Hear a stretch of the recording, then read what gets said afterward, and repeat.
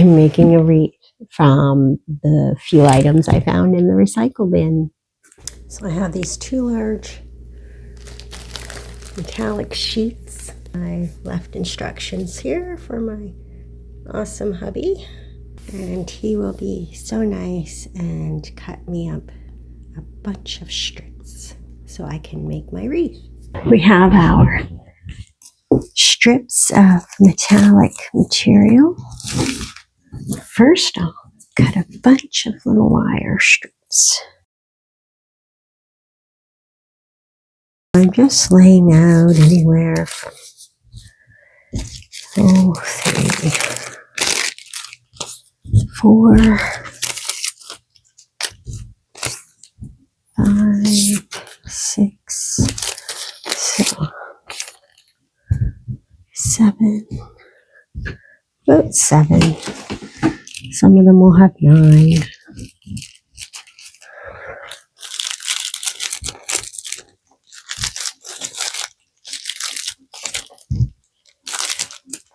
Putting my wire very tight around the center. Either a wrap around or a twist. My wire is quite short, so this one will just be a twist. Squeeze that really tight and bunched up in the center. Give my wire a twist. Leave my extra for putting it on the wreath. So I'm not quite worried about how they look right yet. We'll fluff them up and trim them up and make them look a little more uniform once we have them on the wreath.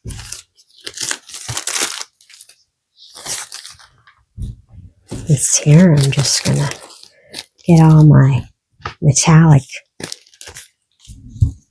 pom-poms made or bows or whatever we'll call these little bunches.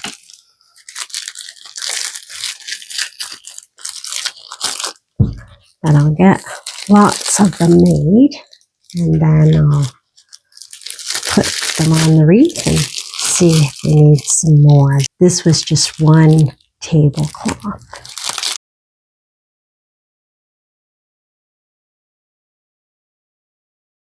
Once I get these on my wreath, then we'll go from there and see what else we'll add or want. I have an idea of the project, the finished project, but I'm not actually, sure it will all go that way. And it might look a little different than what I'm thinking right now.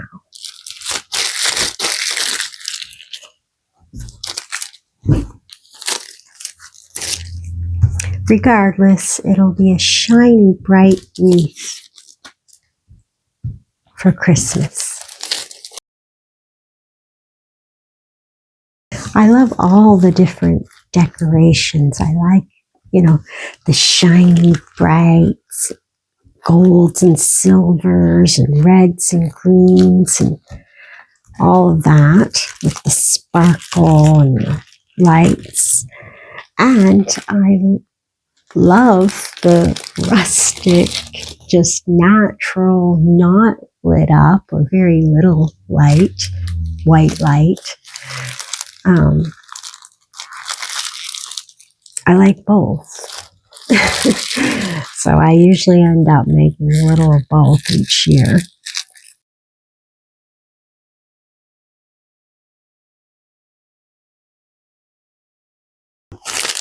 And a couple more. And we'll see if we have enough. You don't get as much coverage as you think. I am just going to be using them on these 2 inner rings, so I'm hoping I'll have enough. So I'm just twisting a bunch on.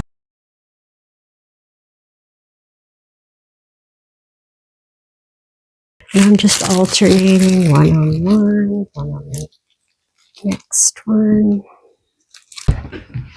Okay, so it did take both of those metallic tablecloths.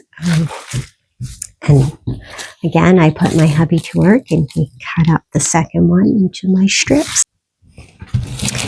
There's probably lots of ways you could attach these to the wreath. Maybe tie on every single one.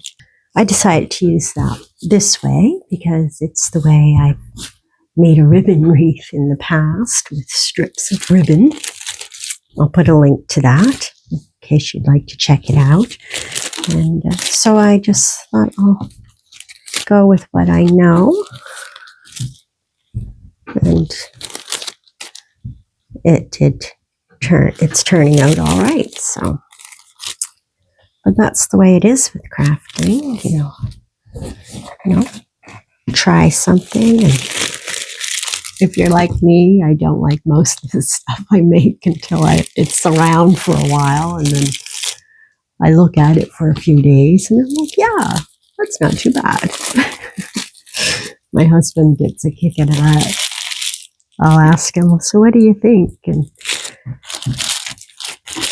he knows that I probably don't like it. It's because you have this vision in your head, I think, when you're crafting or creating something, that how you think it's going to look. And then when it's done, you can sometimes go, that's not as good as I thought. Okay, now we can add those to the other half of our wreath.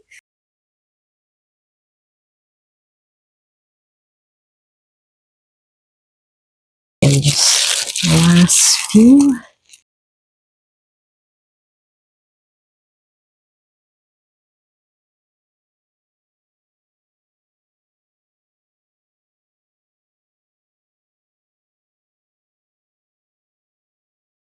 Just tucking it under the third ring there. Some of them under the second. And giving a quick tie to the one, next to it as well. Okay, I didn't have as much of that as I would have liked, that blue sheer ribbon, but I did have enough to put one layer around the whole way. And then I'm just trimming up some of these silver that are way long than the others. I have this star, going to paint around it. Just going to eyeball that to about center. This is Parisian gray, and I'm just going to press my star down there good so I get a nice, good straight line.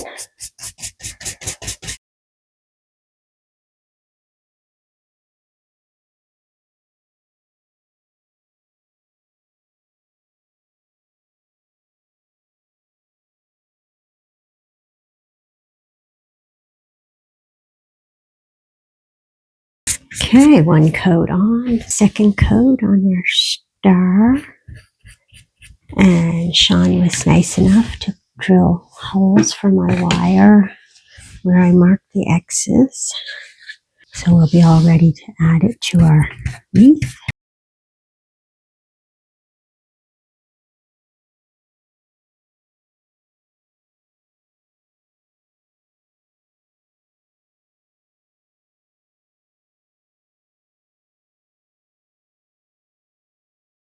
Wire that nice and secure so that it doesn't fall off when the wind blows.